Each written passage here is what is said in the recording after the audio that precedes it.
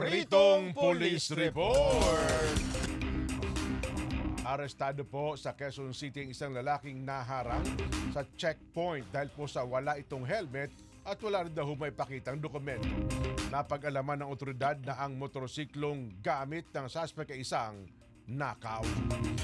Report po yan ni Jimboy Tijano. Jimboy! Isang anti-criminality checkpoint ang inilatag ng QCPD Police Station 9 sa bahagi ng Loyola Heights sa Quezon City. Sa kasagsagan ng operasyon, isang rider ang naispatan na walang suot na helmet.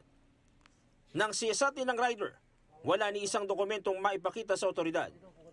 Pagbukas sa bag, tumambad sa mga pulis ang isang caliber 38 pistol na baril na kargada ng bala dahilan upang siya'y arestuhin.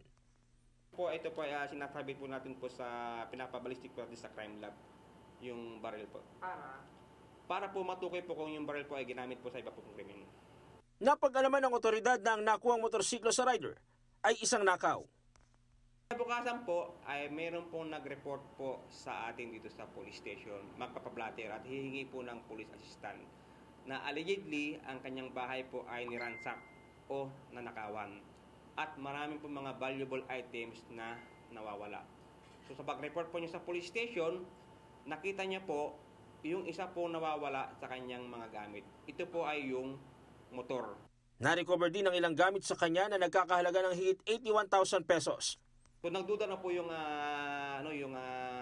nagrereklamo bakit nandoon yung motor niya sa police station. So napag-alaman po na ito po palang nahuli natin sa checkpoint ay siya rin po pala yung suspect sa pagnanakaw po at nangloob po sa kanyang bahay. Tila ginawang bakasyonan muna ng suspect ang bahay matapos tumira ng halos isang linggo. Hindi naman itinanggi ni Siron Favillar ang umano'y mga paratang sa kanya. Inawi ka sa checkpoint dahil wala kang suot na helmet tapos Opo. may nakuha ka sa'yo baril. Totoo ba yun? Opo. Saan mo gagamitin yung baril? Wala po. Na ano lang po yun sir ko na tinago ko lang po yun po sa may motor. Hindi ko naman po ginagamit po. Ngayon naman, merong reklamo sa'yo, nagnakaw ka dun sa bahay. Pati yung Opo. motor pala nakaw. Totoo ba yun? Opo, totoo.